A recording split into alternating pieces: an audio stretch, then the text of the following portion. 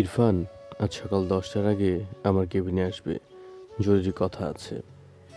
মোবাইলের ওপাশ থেকে আমাদের এমডি স্যারের গম্ভীর কণ্ঠ শুনেই আমি সোজা হয়ে বসলাম। জি স্যার, ঠিক সময়ে আসছি। কল কেটে ঘড়ির দিকে তাকালাম। সকাল 8টা। দ্রুত তৈরি হয়ে অফিসের উদ্দেশ্যে বেরিয়ে পড়লাম। আমি ইরফান, ঢাকার একটি প্রাইভেট কোম্পানিতে সিনিয়র এক্সিকিউটর হিসেবে চাকরি করছি। প্রায় 3 বছর ধরে এখানে আছি। নিজের কাজ নিয়েই থাকি। অফিসের রাজনীতি, অপ্রয়োজনীয় আড্ডা বা কারো ব্যক্তিগত বিষয়ে নাক গলানোর অভ্যাস আমার নেই। তাই সবাই আমাকে দায়িত্বশীল কর্মী হিসেবেই চেনে। অফিসে পৌঁছে সোজা স্যারের কেবিনের সামনে দাঁড়ালাম। May I come in sir? Yes, come in. আমি ভেতরে ঢুকে সালাম দিলাম। আসসালামু আলাইকুম স্যার। ওয়ালাইকুম আসসালাম, বসো। আমি চেয়ার টেনে বসলাম। স্যার কয়েকটা ফাইল আমার দিকে এগিয়ে দিয়ে বললেন, নতুন একটা প্রজেক্ট শুরু হচ্ছে, পুরো দায়িত্ব তোমাকেই নিতে হবে। তবে একটা বিষয় আছে, আজ দুপুরে আমার মেয়ে অফিসে আসবে। কিছুদিন সে অফিসে কাজ শিখবে। তুমি ওকে পুরো অফিসটা ঘুরিয়ে দেখাবে, কাজগুলো বুঝিয়ে দেবে। আমি শান্তভাবে বললাম, জি স্যার। এর বেশি কিছু জিজ্ঞেস করলাম না। স্যারের মেয়ে কেমন, কি করেন এসব জানার কৌতূহল হয়নি। আমার দায়িত্ব ছিল কাজ শেখানো, সেটাই করব। দুপুরের দিকে রিসিপশন থেকে ফোন এলো, স্যার ম্যাডাম এসেছেন। আমি নিচে গেলাম। রিসেপশনের সামনে একজন মেয়ে দাঁড়িয়ে আছে। হালকা নীল সালোয়ার কামিজ, কাঁধে একটি ব্যাগ, মুখে কোনো অতিরিক্ত সাজ নেই, খুব স্বাভাবিকভাবেই দাঁড়িয়েছিল। আমি এগিয়ে গিয়ে বললাম, আপনি কি আনিকা ম্যাম? মেয়েটি ছোট্ট করে হাসল। জি, আপনি ইরফান? জি, আসুন। কোনো অহংকার নেই, কোনো বাড়তি ভাবও নেই। দেখে বোঝার উপায় নেই যে সে এই কোম্পানির মালিকের মেয়ে। আমি তাকে বিভিন্ন ডিপার্টমেন্ট ঘুরে দেখাতে লাগলাম। আনিকা মন দিয়ে সব দেখছিল। হাঁটতে হাঁটতে সে বলল, আপনারা সবাই কি এত ব্যস্ত থাকেন? আমি হেসে বললাম, মাসের শেষ দিকে আরও বেশি। বাবা বাসায় শুধু বলেন অফিসে অনেক কাজ, আজ বুঝতে পারছি। তার কথায় কোনো বাড়াবাড়ি ছিল না, একেবারে স্বাভাবিক। সেদিন বিকেল পর্যন্ত আমি তাকে প্রয়োজনীয় কাজগুলো বুঝিয়ে দিলাম। ছুটি হওয়ার আগে সে বলল, আজ হেল্প করার জন্য ধন্যবাদ। কাল আবার কিছু বুঝতে না পারলে জিজ্ঞেস করব। জি অবশ্যই। পরদিন সকাল। অফিসে ঢুকতেই প্রতিদিনের মতো নিজের ডেস্কে বসে কম্পিউটার অন করলাম। ইমেলগুলো একবার দেখে নিয়ে নতুন প্রজেক্টের ফাইল খুললাম। আজ অনেক কাজ। দুপুরের মধ্যে কয়েকটা রিপোর্ট শেষ করতে হবে। আমি কাজে মন দিতেই হঠাৎ ডেস্কের সামনে কারো ছায়া এসে পড়ল। মুখ তুলে তাকাতে দেখি আনিকা দাঁড়িয়ে আছে। আজও খুব সাধারণ পোশাকে এসেছে। হালকা ক্রিম রঙের সালোয়ার কামিজ, হাতে একটা নোটবুক আর কলম। আনিকা হালকা হাসি দিয়ে বলল, আসসালামু আলাইকুম। আমি মাথা তুলে উত্তর দিলাম, ওয়ালাইকুম আসসালাম। আপনি কি এখন ব্যস্ত আছেন? হ্যাঁ কিছুটা। বলুন কি হয়েছে? কাল আপনি যেগুলো বুঝিয়েছিলেন বাসায় গিয়ে নোট করেছি, কিন্তু দু একটা জায়গায় ঠিকমতো বুঝতে পারিনি। যদি সময় হয় একটু বুঝিয়ে দিতেন। আমি ফাইলটা সেভ করে বললাম, অবশ্যই বসুন। সে আমার পাশে চেয়ারটায় বসল। নোটবুক খুলে কয়েকটা জায়গা দেখিয়ে প্রশ্ন করতে লাগলো। আমি ধীরে ধীরে প্রতিটা বিষয় বুঝিয়ে দিলাম। সে মন দিয়ে শুনছিল, মাঝে মাঝে নিজের মতো করে লিখেও নিচ্ছিল। সব বুঝিয়ে দেওয়ার পর সে আবার জিজ্ঞেস করলো, আমি ঠিক বুঝেছি তো? আমি নোটবুকের দিকে তাকিয়ে বললাম, জি এবার ঠিক আছে, এভাবেই কাজ করবেন। ধন্যবাদ। আসলে আমি চাই না শুধু বাবার পরিচয়ে অফিসে থাকি, কাজটাও ভালোভাবে শিখতে চাই। আমি তার কথার দিকে তাকিয়ে কয়েক সেকেন্ড চুপ করে রইলাম। তার কথার মধ্যে কোনো অহংকার নেই, বরং দায়িত্বশীল হওয়ার ইচ্ছেটাই বেশি। আমি শুধু বললাম, সেটা খুব ভালো কথা। কাজ শিখতে চাইলে প্রশ্ন করতে লজ্জা পাবেন না। জি অবশ্যই। ঠিক তখনই পাশের ডেস্ক থেকে রাকিব ভাই বলে উঠলেন, ইরফান, মিটিংয়ের ফাইলটা রেডি? আমি চেয়ার থেকে উঠে বললাম, জি ভাই নিয়ে আসছি। আনিকার দিকে তাকিয়ে বললাম, আপনি একটু বসুন, আমি 5 মিনিটের মধ্যে আসছি। জি, কোনো সমস্যা নেই। মিটিংয়ের ফাইল দিয়ে ফিরে এসে দেখি আনিকা নিজের ফোন দেখছে। আমাকে দেখেই ফোনটা ব্যাগে রেখে দাঁড়িয়ে গেল। আমি কি আপনার সঙ্গে অপারেশন টিমে যেতে পারি? ওখানকার কাজটাও দেখতে চাই। জি, চলুন। আমরা দুজন অপারেশন ডিপার্টমেন্টে গেলাম। সেখানে সবাই নিজেদের কাজে ব্যস্ত। আমি একে একে প্রতিটা প্রসেস দেখাতে লাগলাম। আনিকা মাঝে মধ্যে বিভিন্ন প্রশ্ন করছিল। এই রিপোর্টগুলো প্রতিদিন তৈরি করতে হয়? জি, প্রতিদিনের কাজ প্রতিদিনই শেষ করতে হয়, না হলে পরের দিন চাপ বেড়ে যায়। বুঝতে পারছি। বাইরে থেকে যতটা সহজ মনে হয় আসলে ততটা নয়। অফিসের বেশিরভাগ কাজই এমন। সে মাথা নেড়ে সম্মতি দিল। সারাদিনে যতবারই কোনো কিছু বুঝতে সমস্যা হয়েছে, প্রতিবারই সে ভদ্রভাবে জিজ্ঞেস করেছে, এটা আরেকবার বুঝিয়ে দেবেন প্লিজ? অবশ্যই। কখনো বিরক্ত হয়নি, কারণ বুঝতে পারছিলাম মেয়েটা সত্যিই শেখার চেষ্টা করছে। বিকেলের দিকে এমডি স্যার ফ্লোরে এসে চারপাশে একবার তাকালেন। তারপর আনিকাকে জিজ্ঞেস করলেন, কেমন লাগছে অফিস? আলহামদুলিল্লাহ, ভালো লাগছে। ইরফান সাহেব খুব সুন্দর করে সব বুঝিয়ে দিচ্ছেন, তাই কাজগুলো বুঝতে সুবিধা হচ্ছে। স্যার আমার দিকে তাকিয়ে হালকা হাসলেন। ভালো, এভাবেই শেখাবে। জি স্যার। স্যার চলে যাওয়ার পর আনিকা একটু অপ্রস্তুত মুখে বলল, আপনার কাজের মাঝেও বারবার বিরক্ত করছি, কিছু মনে করবেন না। আমি হালকা হেসে বললাম, এতে বিরক্ত হওয়ার কিছু নেই। আপনি শিখতে এসেছেন, না বুঝলে জিজ্ঞেস করাটাই স্বাভাবিক। আমার কথা শুনে তার মুখে স্বস্তির হাসি ফুটে উঠল। সেদিন অফিস ছুটির সময় লিফটের সামনে দেখা হলো। আচ্ছা ইরফান সাহেব, তাহলে কাল দেখা হবে। আল্লাহ হাফিজ। ইনশাল্লাহ, আল্লাহ হাফেজ। আমি পার্কিংয়ের দিকে হাঁটতে লাগলাম, আর আনিকা ড্রাইভারের সঙ্গে অফিস থেকে বের হয়ে গেল। পরে কয়েকটা দিন একই নিয়মে কাটতে লাগলো। প্রতিদিন সকালে অফিসে এসে নিজের কাজ শুরু করে। আনিকাও নির্দিষ্ট সময়ে অফিসে আসে। প্রথম 2-3 দিন শুধু কাজের প্রয়োজনেই আমার কাছে আসতো। কোনো ফাইল বুঝতে সমস্যা হলে কিংবা কোনো প্রসেস সম্পর্কে জানার দরকার হলে আমার ডেস্কের সামনে এসে দাঁড়াতো। ইরফান সাহেব, আপনার যদি 2 মিনিট সময় হয়, একটা বিষয় জানতে চাই। জি, বলুন। সে নোটবুক খুলে প্রশ্ন করত। আমি যতটুকু জানি ততটুকু বুঝিয়ে দিতাম। কয়েকদিন যেতে না যেতেই একটা বিষয় আমার চোখে পড়ল। অফিসে আরও কয়েকজন সিনিয়র কর্মকর্তা ছিলেন, চাইলে তাদের কাছেও জানতে পারত। কিন্তু আনিকা প্রায় সব বিষয়ে আমার কাছেই আসতো। প্রথমে ব্যাপারটা কাকতালীয় মনে হয়েছিল, পরে বুঝলাম ইচ্ছা করেই সে আমার কাছেই আসে। একদিন দুপুরে আমি রিপোর্ট তৈরি করছি, তখন আনিকা এসে পাশে দাঁড়িয়ে বলল, বিরক্ত করছি না তো? আমি স্ক্রিন থেকে চোখ না সরিয়ে বললাম, না, বলুন। আসলে কাজের কোনো বিষয় না। আমি এবার তার দিকে তাকালাম। তাহলে? সে একটু হেসে বলল, সবাই তো লাঞ্চে চলে গেছে, আপনি এখনো বসে কাজ করছেন, তাই ভাবলাম আপনি খেয়েছেন কিনা জিজ্ঞেস করি। আমি ঘড়ির দিকে তাকিয়ে দেখি সত্যিই লাঞ্চের সময় পেরিয়ে গেছে। না, এখনো খাওয়া হয়নি, রিপোর্টটা শেষ করেই যাব। আচ্ছা। এ বলেই সে চলে গেল। 5 মিনিট পর আবার ফিরে এলো, হাতে 2 কাপ চা। একটা কাপ আমার টেবিলে রেখে বলল, ক্যান্টিনে যাচ্ছিলাম, ভাবলাম আপনার জন্যও নিয়ে আসি, যদি কিছু মনে না করেন। আমি কয়েক সেকেন্ড চুপ থেকে বললাম, ধন্যবাদ। ধন্যবাদ দেওয়ার কিছু নেই। বলেই নিজের ডেস্কে চলে গেল। এরপর থেকে মাঝে মধ্যেই এমন ছোট ছোট ঘটনা ঘটতে লাগলো। কখনো কোনো নতুন ফাইল হাতে পেলে প্রথমে আমার কাছে এসে জিজ্ঞেস করত, ইরফান সাহেব, এটা কি আজই শেষ করতে হবে?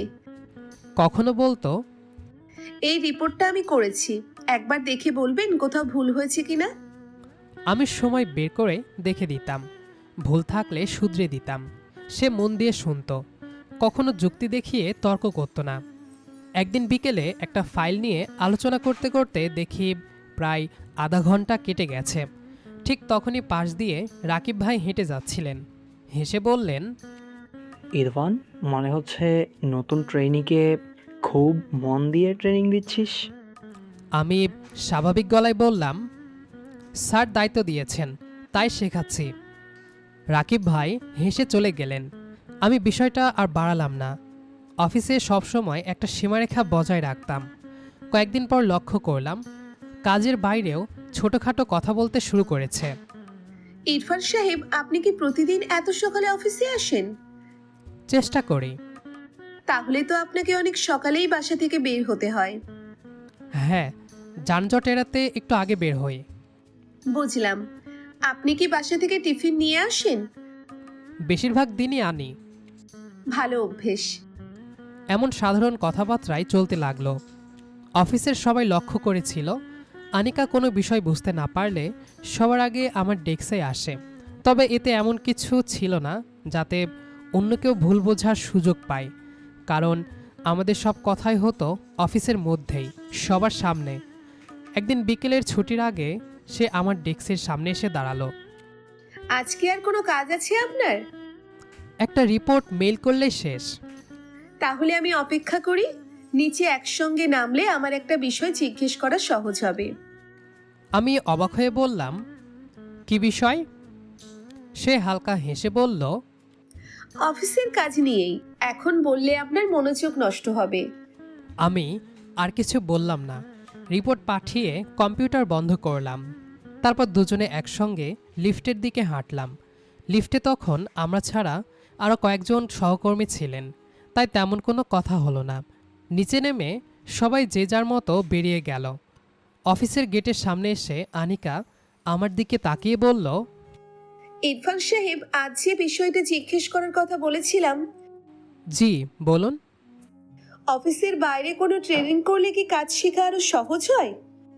আমি একটু ভেবে বললাম, ট্রেনিং করলে অবশ্যই উপকার হয়, তবে আগে অফিসের বাস্তব কাজগুলো ভালোভাবে শিখুন, তারপর ট্রেনিং করলে আরও ভালো বুঝতে পারবেন।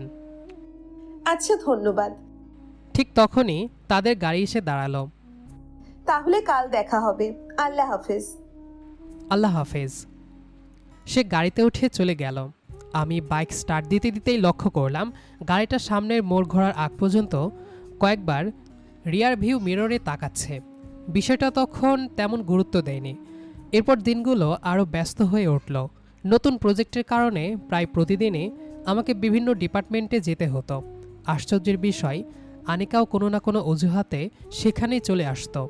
কখনো বলতো, ইরফান সাহেব, আপনি কি 5 মিনিট সময় দিতে পারবেন?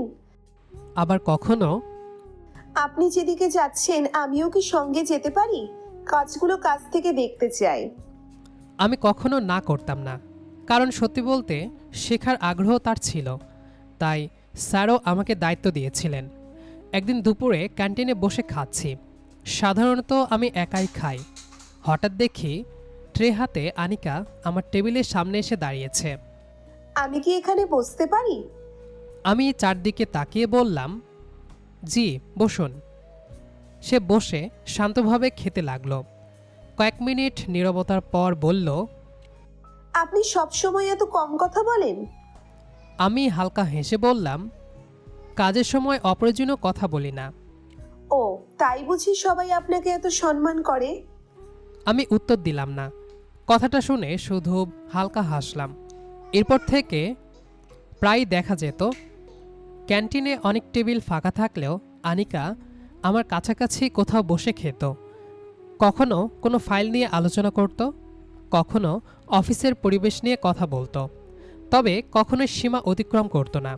আমিও খেয়াল রাখতাম আমাদের আচরণ যেন অন্য কারো কাছে অস্বাভাবিক না লাগে। একদিন বিকেলে আমি একটি রিপোর্ট প্রিন্ট করতে যাচ্ছি। করিডোরে হঠাৎ বিদ্যুৎ কয়েক সেকেন্ডের জন্য চলে গেল। আলো নিভতেই আনিকা একটু থেমে গেল। আবার আলো আসতেই সে হালকা হেসে বলল, কয়েক সেকেন্ড অন্ধকার হলেই কেমন অস্বস্তি লাগে, তাই না? হ্যাঁ, তবে জেনারেটর আছে, তাই সমস্যা হয় না। আপনি সব প্রশ্নেরই খুব ছোট উত্তর দেন। আমি হেসে বললাম, অভ্যাস। আমার কথা শুনে সে নিজেও হেসে ফেলল। সেদিন প্রথমবার লক্ষ্য করলাম তার হাসিটা অদ্ভুত রকমের শান্ত। সেদিনের পর থেকে অজান্তেই আমার চোখ তাকে খুঁজে নিতে শুরু করলো। সকালে অফিসে এসে যদি তাকে ডেস্কে না দেখতাম, মনে হতো আজ হয়তো দেরি করছে। কিছুক্ষণ পর যখন তাকে অফিসে ঢুকতে দেখতাম তখন অকারণেই স্বস্তি লাগতো। নিজেকে বারবার বোঝাতাম সে আমার বসের মেয়ে, এসব নিয়ে ভাবার কোনো মানে হয় না। তাই নিজের অনুভূতিগুলোকে গুরুত্ব দিতাম না। অন্যদিকে আনিকার মধ্যেও ধীরে ধীরে পরিবর্তন আসছিল। আমি সেটা বুঝতে পারতাম, কিন্তু কিছুই বলতাম না।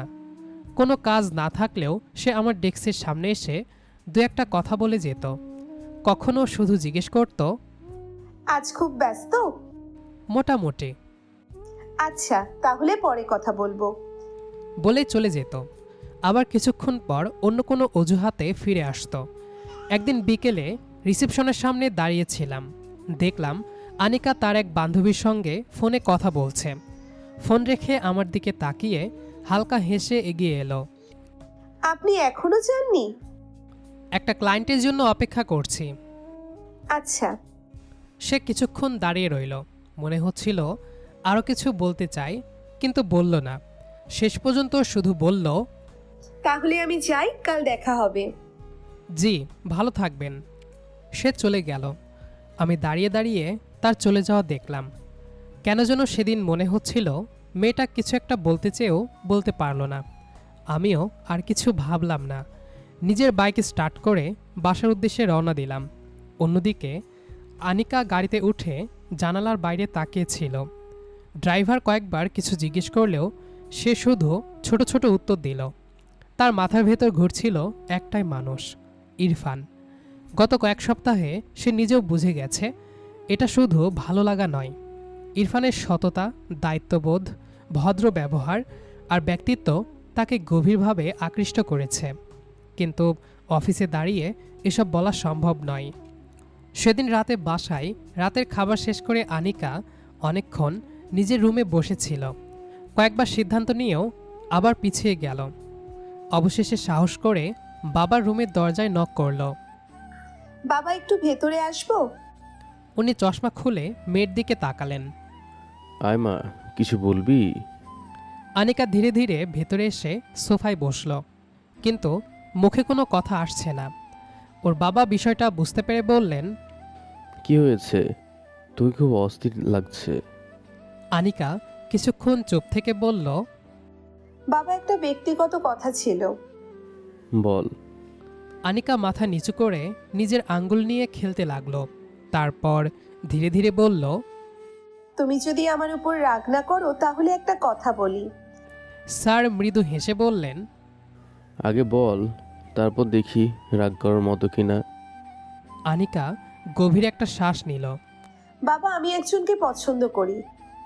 কথাটা শুনে স্যার কয়েক সেকেন্ড নিশ্চুপ হয়ে গেলেন। মেয়ের দিকে তাকিয়ে শান্ত গলায় বললেন, কে সে?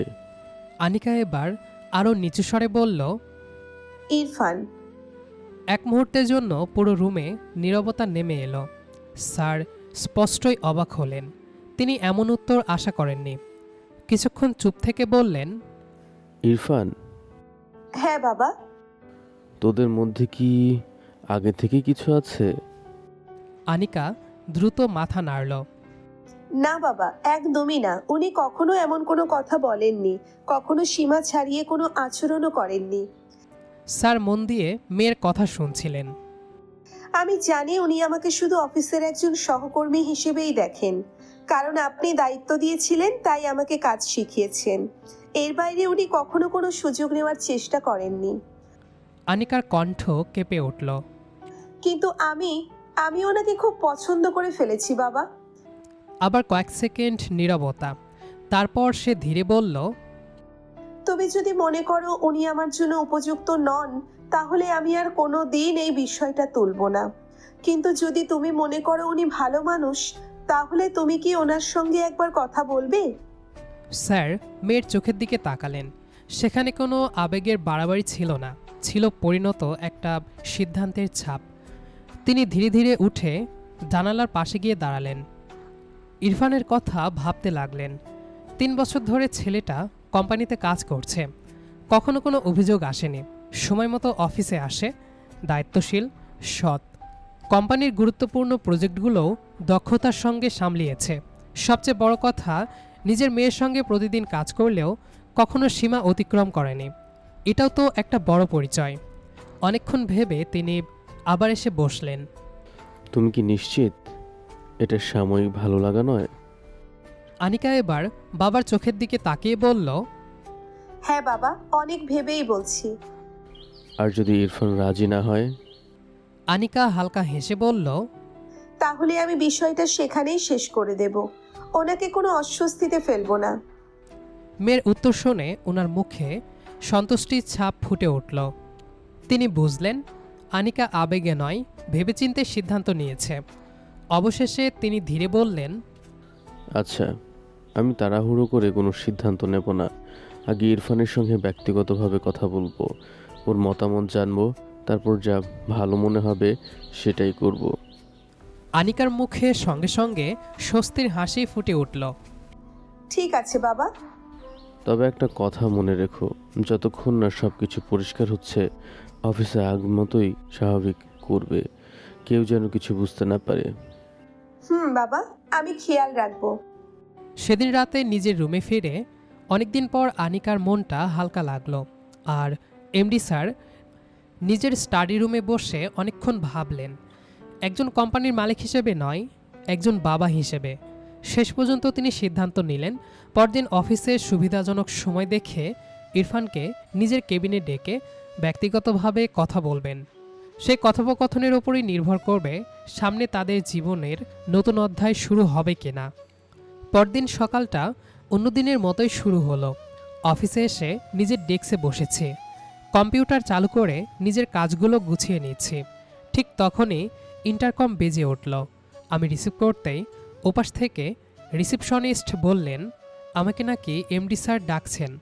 আমি একটু অবাক হলাম, আজ তো কোনো মিটিংও নেই। ফাইলটা টেবিলে রেখে সোজা স্যারের কেবিনের সামনে গিয়ে দাঁড়ালাম।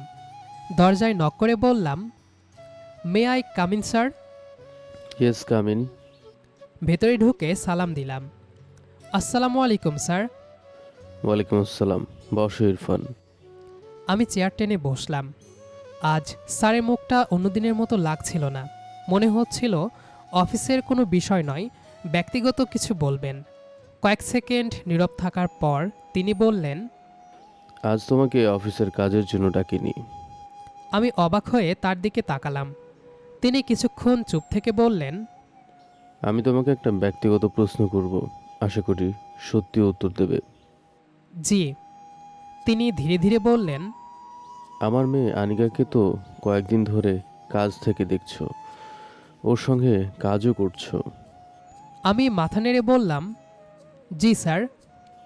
আনিকা তোমাকে পছন্দ করে, শুধু পছন্দ নয়, ও তোমাকে বিয়ে করতে চায়। কথাটা শুনে আমি যেন কয়েক মুহূর্তের জন্য স্তব্ধ হয়ে গেলাম। আমি এমন কিছু একেবারে আশা করিনি।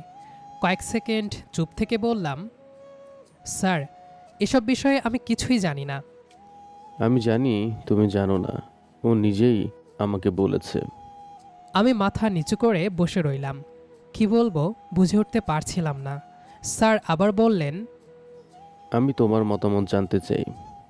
আমি গভীর একটা শ্বাস নিয়ে বললাম, স্যার, আগে একটা কথা বলি।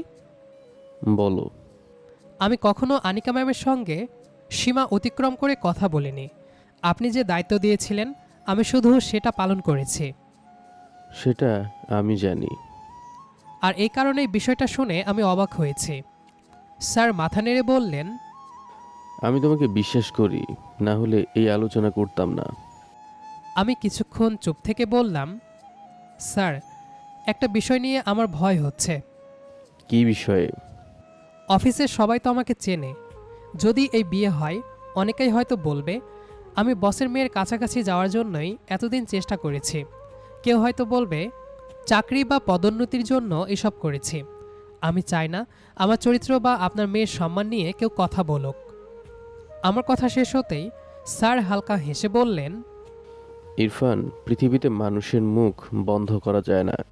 মানুষ আজ একটা বলবে, কাল আরেকটা বলবে, কিন্তু আমি আমার মেয়েকে চিনি, আর তোমাকেও চিনি। বাইরের মানুষ কি ভাবলো সেটা নিয়ে আমি সিদ্ধান্ত নিই না।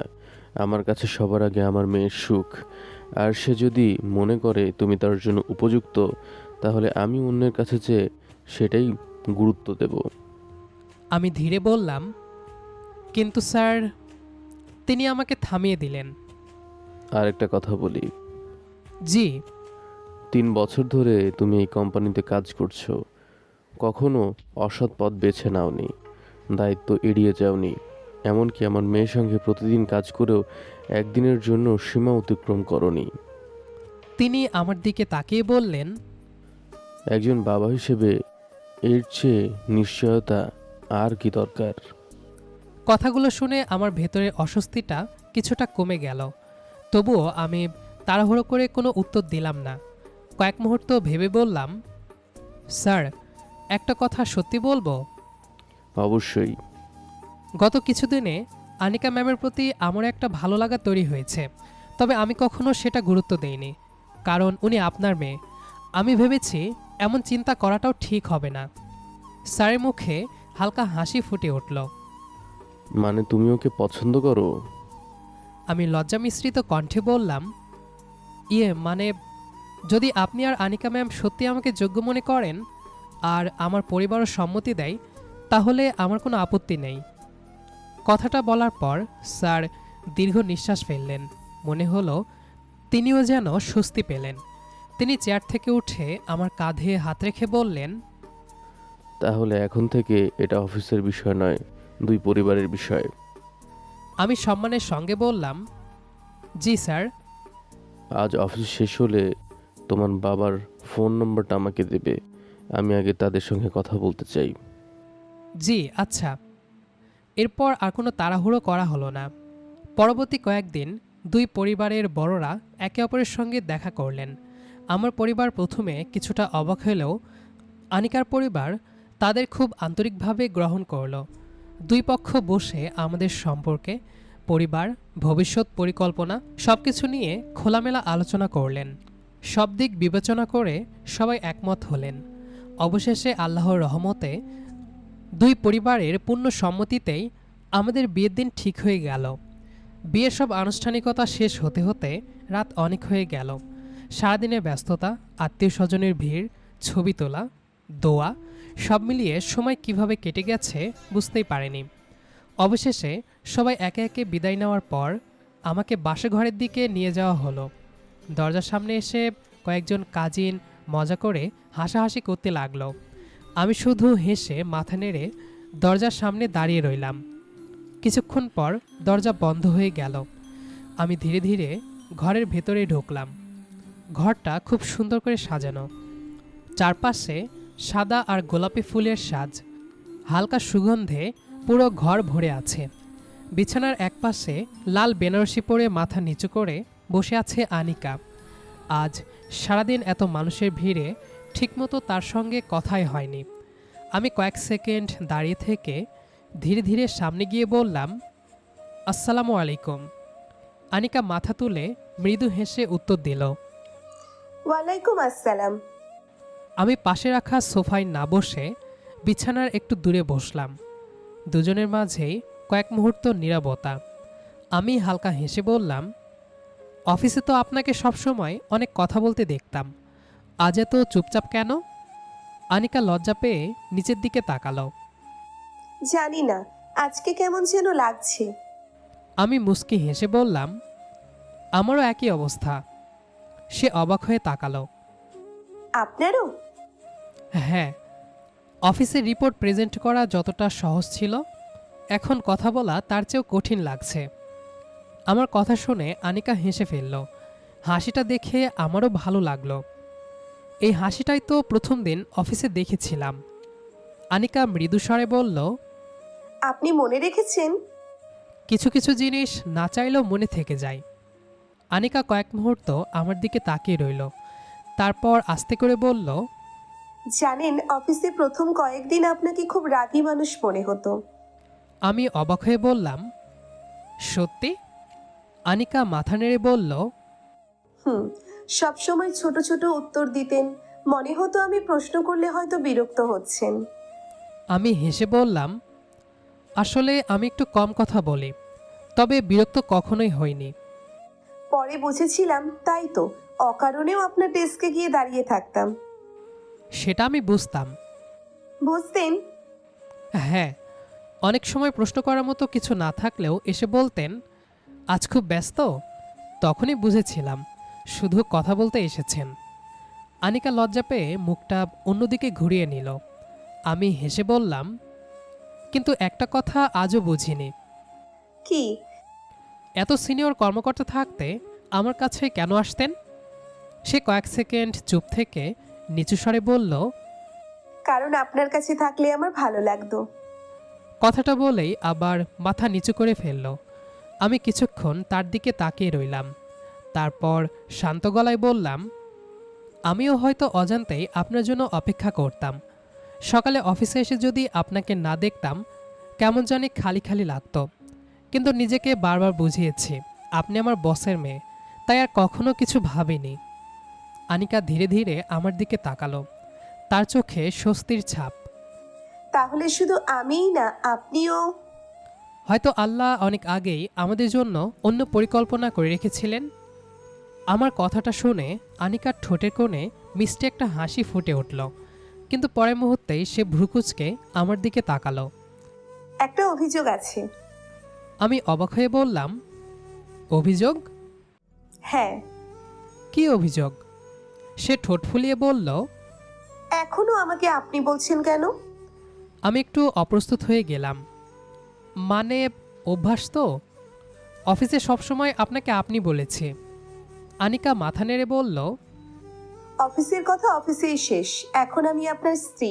এখনো যদি আপনি আপনি করেন তাহলে খুব রাগ করব। আমি হেসে ফেললাম। এত তাড়াতাড়ি রাগও দেখানো শুরু? আনিকা মুখ গম্ভীর করে বলল, আর এই রাগ কিন্তু সত্যি। আমি মজা করে বললাম, আচ্ছা তাহলে কি বলে ডাকবো? সে একদম শিশুর মতো গলায় বলল, তুমি বলবেন। আমি হেসে ফেললাম। কয়েক সেকেন্ড চুপ থেকে একটু ইতস্তত করে বললাম, আচ্ছা তোমার কী রং পছন্দ? তুমি শব্দটা মুখ থেকে বের হতেই আনিকার মুখটা আনন্দে উজ্জ্বল হয়ে উঠল। সে ছোট্ট করে তালি দিয়ে বলল, এই তো। আমি হেসে মাথা নেড়ে বললাম, না, শুধু অভ্যাস বদলাতে একটু সময় লাগবে। আনিকা মুচকি হাসল। আমি কিছুক্ষণ তার দিকে তাকিয়ে থেকে হেসে বললাম, একটা কথা বলি? হুম। আমাকে তুমি বলতে বললে, কিন্তু নিজে এখনো আপনি বলছো কেন? সে একটু লজ্জা পেয়ে মাথা নিচু করল। এইটা তো অন্যায়। নিয়ম শুধু আমার জন্য? আনিকা ঠোঁট কামড়ে বলল, আমার একটু সময় লাগবে।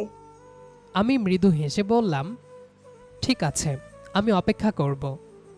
দুজনেই একসঙ্গে হেসে উঠলাম। ঘরের অস্বস্তিটা যেন ধীরে ধীরে মিলিয়ে যেতে লাগলো। মনে হচ্ছিল এতদিনের দূরত্ব কয়েকটা সাধারণ কথাতেই কমে এসেছে। আমি টেবিলের ওপর রাখা পানির গ্লাসটা এগিয়ে দিয়ে বললাম, অনেক ক্লান্ত লাগছে, তাই না? আনিকা গ্লাসটা নিয়ে বলল, সারাদিন এত মানুষের সঙ্গে কথা বলতে বলতে সত্যিই ক্লান্ত হয়ে গেছি। তাহলে আজ আর কোনো চিন্তা না করে শুধু একটু বিশ্রাম নাও। কথাটা বলেই আমি আলতো করে ওর হাতটা নিজের হাতে নিলাম। আনিকা একবার আমার দিকে তাকিয়ে আবার চোখ নামিয়ে ফেলল, মুখ জুড়ে লাজুক হাসি। আমি মৃদু হেসে বললাম, এত লজ্জা পাচ্ছ কেন? জানি না, আজ সবকিছুই নতুন নতুন লাগছে। আমি ওর হাতটা একটু শক্ত করে ধরে বললাম, ভয় বা অস্বস্তি লাগলে আমাকে বলবে। আজ থেকে তোমার সব দায়িত্ব আমারও। আমার কথা শুনে আনিকা ধীরে ধীরে একটু কাছে সরে এলো। তারপর মাথাটা আলতো করে আমার কাঁধে রাখল। জানেন, আজকে আমার খুব শান্তি লাগছে। আমি ওর মাথায় স্নেহ ভরে হাত বুলিয়ে দিলাম। আলহামদুলিল্লাহ, আমিও অনেক শান্তি অনুভব করছি। কিছুক্ষণ দুজনেই চুপচাপ রইলাম। নীরবতার মাঝেও যেন হাজারটা কথা হয়ে যাচ্ছিল।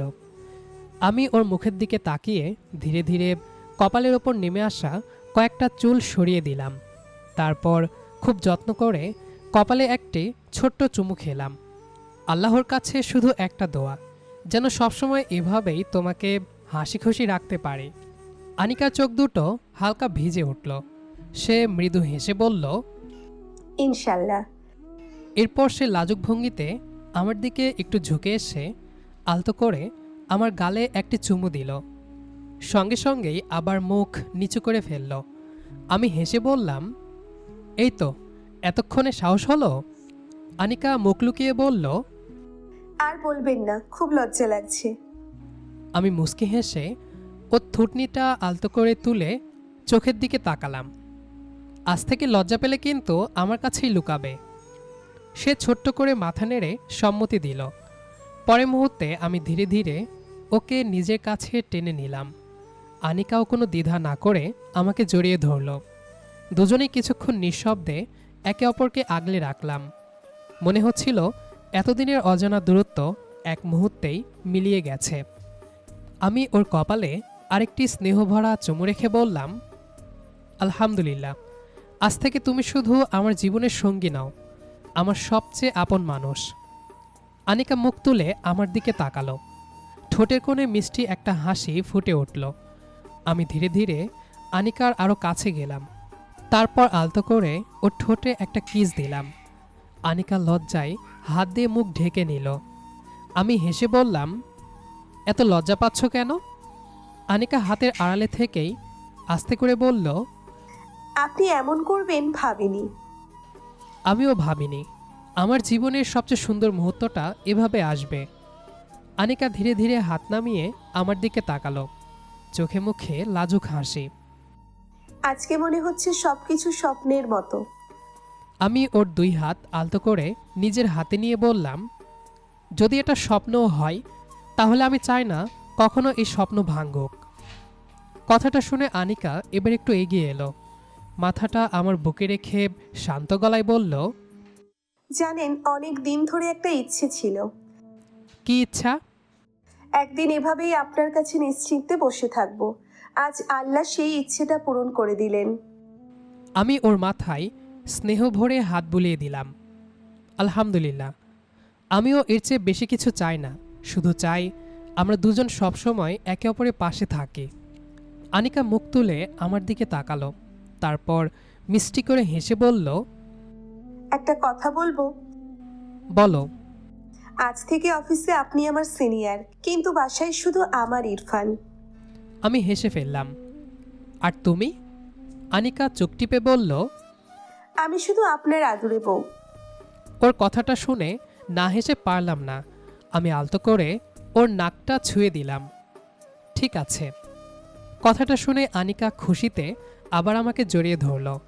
আমি ওকে আগলে রেখে কপালে আরেকটা স্নেহভরা চুমু দিলাম। ঘরের বাইরে তখন গভীর রাত, চারপাশে নীরবতা। আর সেই নীরবতার মাঝেই দুজন মানুষ নতুন জীবনের প্রথম রাতটাকে ছোট ছোট কথা, হাসি আর আন্তরিক ভালোবাসায় সুন্দর করে মনে গেঁথে রাখলাম। দর্শক বন্ধুরা, এই ছিল আমাদের আজকের গল্প। গল্পটি ভালো লাগলে ভিডিওটিতে লাইক, কমেন্ট, শেয়ার করে আমাদের সাথেই থাকবেন। ধন্যবাদ সবাইকে।